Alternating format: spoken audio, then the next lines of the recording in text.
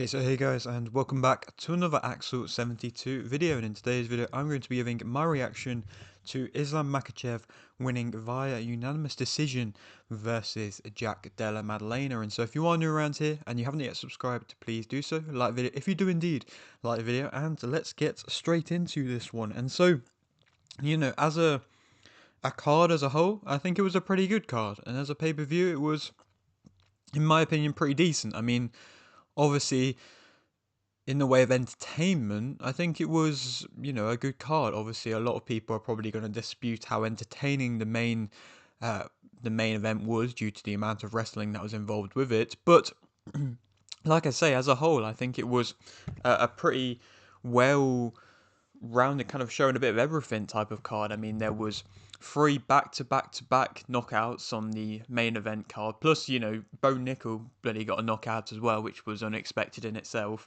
Plus, there was the whole commotion with Dillon, Danis and the Islam team as well. So I think, as a whole, just as an overall kind of card, I think it was a good card and it was an entertaining card, which I think, coming off what's happened last week, or not last week, with the last pay-per-view, I mean, we were kind of in need of a really good pay-per-view because, yeah, that one really didn't live up to it. The last one at 321, but of course, UFC 322 did live up to it. And yeah, like I say, before we get into speak about the four fights in which I'm going to be speaking about, of course, the whole commotion with Islam's team and Dylan Danis was something that was also in the news and spoke about quite a lot as a result of this card, because of just, it was just messy, and it was quite funny, to be fair. I mean, I'm not entirely sure why Dylan Danis was at the event in the first place. I mean, he probably was just there to cause problems, and I mean, of course, Dana White knew that he was there to cause problems, to be fair. Dana White admitted that he should have stepped in sooner and tried to do something about it, but he tried to give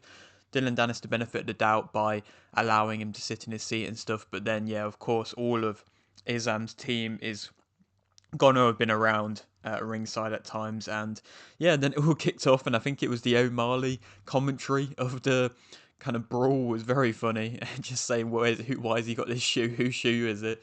Like, that was just, oh, it tickled me. But yeah, like I say, that was a random thing, but it didn't really seem to have an effect on Islam. The fact that a lot of his team wasn't actually there, that was, rooting for him and cheering him on. A lot of them had to go back to the hotel to watch the fight, so that didn't really seem to affect Islam Makhachev. I'm sure he was probably happy that somebody who actually went and dealt with Dylan Danis, and it seemed like Dylan Danis, really came off looking bad in that. Obviously, he didn't seem to get hurt too much, or at least from what it looked like, but he got embarrassed quite a lot from what it seemed like by basically just getting jumped.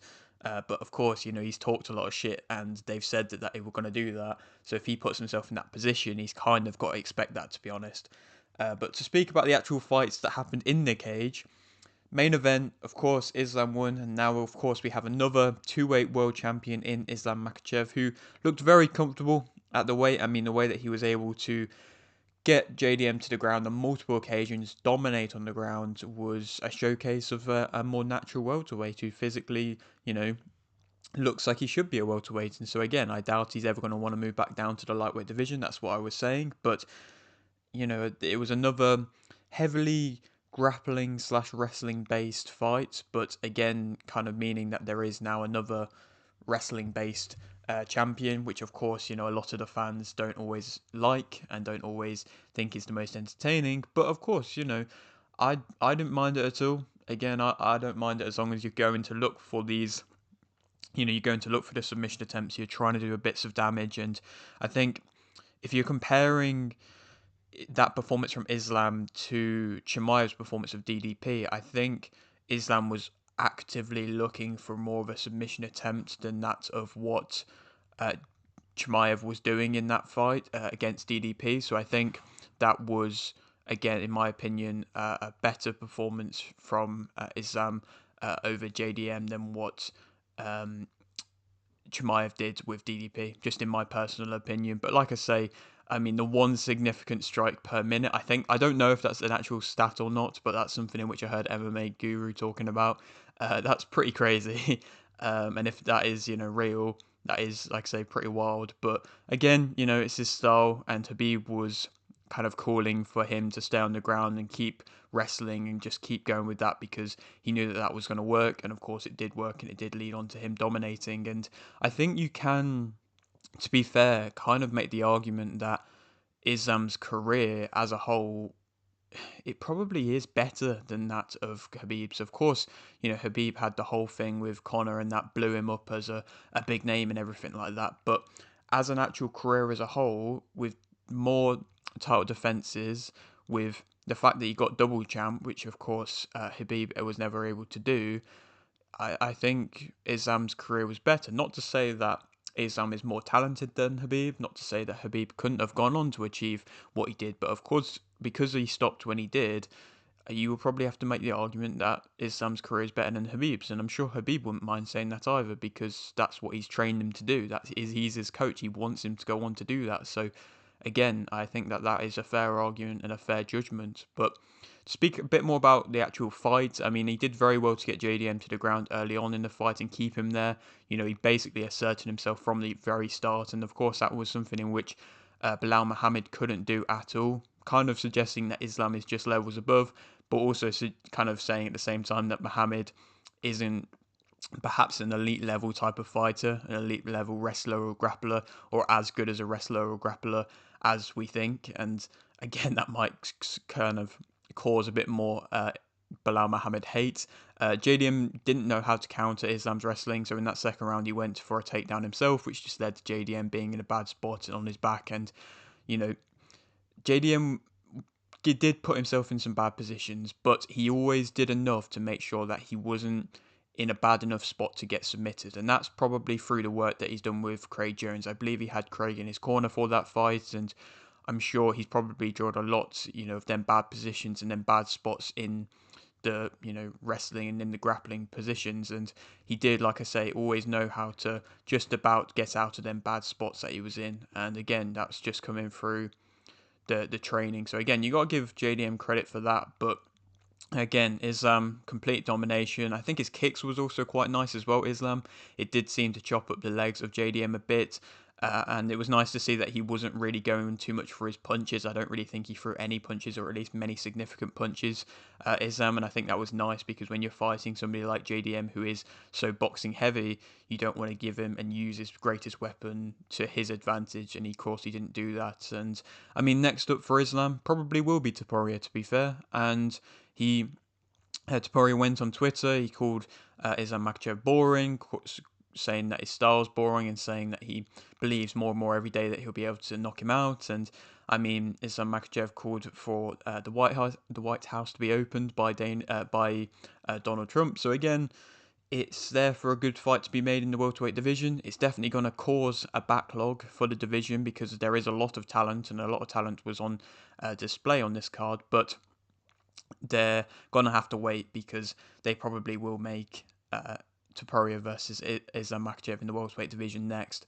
most likely in the White House card. If the White House card wasn't happening, it would be interesting to see if Dana would allow Topuria to move up into the welterweight division so quickly after moving up into the lightweight division, because I don't know, I'm not sure if he would have allowed it without there being such a big event like this White House card that needs these big names on it. Again, I'm not entirely sure, but for the moment that does seem to be most likely what happens next for Islam Makhachev. Moving on to speak about the co-main event, which was also quite surprisingly, more surprisingly in my opinion, very dominating as well in one side. And of course, that was Valentina Shevchenko winning via a unanimous decision, picking up all the rounds on all the judges' scorecards, I believe. And I mean, I really didn't expect it to be as dominant as a fight for Valentina. The size really did seem to play a factor in this fight, whereas of course it didn't really in the main event. Zhang couldn't get her range down. Valentina was able to assert her striking from the very start, then get her down on multiple occasions herself. I mean, Valentina's striking was very good in the early rounds, and pretty much any time in which Zhang tried to rush in and be overly aggressive, she was just landing the knees on the inside and then taking her down to the ground. I thought Zhang would be able to have bits of success on the ground herself, but and Shevchenko would perhaps put herself in bad spots on the ground as a result of, what she did against Grasso, the fact that she kept putting herself in bad positions to almost get submitted against Grasso, but she didn't do that. Like I say, Valentina put on a very complete performance. Like I say, I think her inside knees were very good. She had a nice spinning back fist as well. Like I said, the way she was able to time Zhang was pretty easy to do, to be fair, but she was able to do it consistently, and that was nice to see. And then, like I say, that physical strength was just so obvious, and yeah, it seemed that any time in which Zhang rushed in, she basically could just take her down to the ground and do whatever she wanted with her from there. And like I said, that was a dominating performance for her. And then this pretty much should realistically make her, well, it does make her the best pound for pound women's fighter currently, but could you possibly make the argument as she is the best pound for pound women's fighter ever due to the amount of title defenses in which she's had and title fights in which she's had? She's had more title fights than Amanda Nunes. I believe she's had more than Ronda Rousey. I think she's had the most out of any female fight. I might be wrong, but I believe she has had the most title fights out of all women's fighters ever. Of course, she lost to Amanda Nunes in a close fight early on in her career, but this was, quite a while ago. That was her first title fight. But then since then, obviously she had a bit of a rocky kind of time with the Grasso fights, but she came out on top in that. And now to go on to beat, the other champion in the lower division, I think she definitely has an argument to say that she is the best female fighter to ever fight in the UFC. And I don't feel like you can really dispute that too much. I mean, for entertainment value, you probably would still have to go for a Nunes or a Rousey, but for complete skill set and for ability to just know how to win, Shevchenko does that. And I mean, she's talking about possibly going on to fight Harrison next, which would definitely cement her as the best pound for pound and the best complete women's fighter ever if she goes on to beat the current champion up at another weight division. That would be crazy. But I think I would probably say to her at the moment, Shevchenko, wait, because I have a feeling that they're probably going to try and make Harrison versus Nunes on possibly the White House card.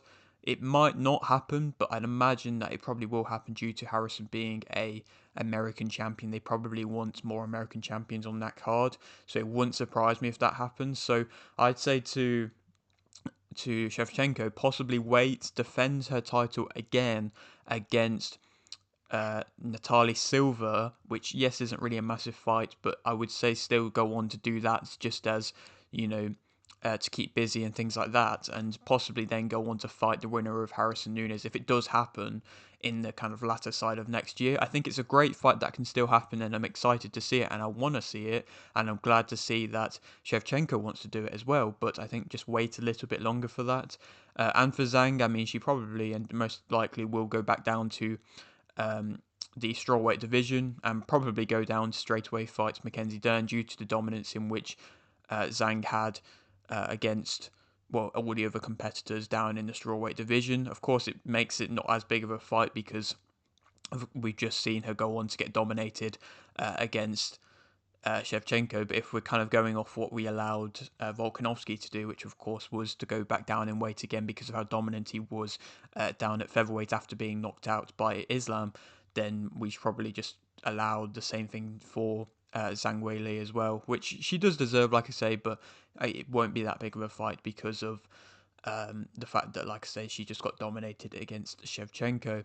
Moving on to speak about the two welterweight contests now, I'm going to try and probably blend these two a bit together because I think there's a lot of crossovers between the two of these fights. But, of course, Michael Morales won via TKO in round one versus Sean Brady. I think this was surprising to me. I mean, the welterweight division is now showing that it's full of so much good young talent, and Morales showed that he's definitely part of that and is now in a really good spot himself. I mean, he's probably going to get bumped up to being ranked third, second, or fourth in the rankings, which is really, a big jump. And I mean, a lot of people, I'm sure, didn't really know his name before, this fight with Sean Brady, but now I feel like he should definitely be getting the respect he deserves after that performance. And again, he didn't really have to deal with any kind of wrestling, but Brady is a wrestler and he was able to nullify that. And of course, that is impressive. A lot of fighters haven't been able to deal and nullify the wrestling as well as Morales has against somebody like a Sean Brady. But I also think with his quite wide stance, Morales, it does actually make it quite hard for wrestlers to be able to fully commit, because it's not as easy to take a double leg when there's, of course, such a wide stance in which you have to kind of grab onto. So you can go for a single leg, but of course that's more risky as well. And Brady just seemed to not be able to get in close at all. And then, of course, as soon as he did try to, Morales went on to knock him out. And so again, he hasn't had to deal with the wrestling just yet, which could possibly come back to bite him if he goes on to actually get a big kind of level up step. Because, I mean, realistically, if you look at the names that are around him in the rankings, probably come Tuesday when the rankings update, you have a lot of wrestling heavy fighters. I mean, you have Ian Machado, Gary, you have a Bilal Muhammad, you have a Shavkat who can, wrestle well, and then of course you have the champion Islam as well. And so you will probably have to say you would like to see him actually get somebody who will test his wrestling before he goes on to get a title shot or a really big fight against a really good wrestler. But I think as a fight, I feel like him versus the winner of the other welterweight contest on this card, which is of course Carlos Prates, that's a great fight, and I think that will surely kind of show who is the best striker in the welterweight division, and I think that would be an amazing fight. I mean, he probably will and should get a big opportunity in a big fight after this Morales, and I think he showcased it was just a punch perfect performance. I mean, most of the time when you see strikers go up against wrestlers, they kind of have that one opportunity to go out there and get a knockout early in the first round, and they don't normally do it. Normally they get smothered and then they get frustrated and then they lose, similar to what JDM and what happened with JDM and Islam. But of course Morales didn't, and so again, possibly he could cause some wrestlers problems due to the fact that he is able to land his shots early and actually get you out of there early doors. Of course, I don't want to get too ahead of myself too early, but that was a very impressive performance. And then speak about Carlos Prates, again, another very good performance. He looked very comfortable, very relaxed, pretty much looked like he could end the fight whenever he wanted. Yes, that was a Leon Edwards who looked incredibly poor, but a TKO in round two for Carlos Prates is great. And again, he's coming with a lot of confidence now. And I think him versus Michael Morales, you should book it. It should be booked. I think it will be a great fight. And I really want to see it. I think both of them could do with a bit more experience. Maybe they should both be given a wrestler just to actually get that wrestling experience. But as a striking matchup, it would be so entertaining, I feel like, in my opinion. Um, but for Leon, just have a little word to say for him. I mean, I think he is now done, to be fair. And I said it before the fight, he just looks like he doesn't have anything in him anymore. His strikes look weak, and I think he definitely should retire now. He looks very flat-footed, very weak, very just exhausted and tired. And yeah, the fall-off for Leon Edwards has been pretty tragic and very fast. And yeah, it's a shame. I mean, I would have loved him to go on to have much better fights and to go on to win and really live up to his potential in the welterweight division, but he's just not been able to do that at all. But it was kind of funny, to be fair, to see how chilled Carlos Prates was when Leon was just hitting him in the head when he was in the clinch, and he just looked like he didn't care because he knew that there was no real power and no real intent there. So yeah, like I say, I feel like Leon is done now, and I think everybody has come to accept that as well, except from possibly Leon himself. But if he goes on to fight next, I feel like he's just going to have to fight against an upcoming contender outside of the rankings who, will probably go on to starch him again. So again, I just don't want to see that for the former champion. I think he definitely is done because he was calling for a striking based fight, and this was that striking based fight, and he still looked incredibly poor. So like I say, I feel like that is it. But yeah, that is it for today's video. Hope you did enjoy. Like video if you did need like video, subscribe if you're new, and thanks for watching.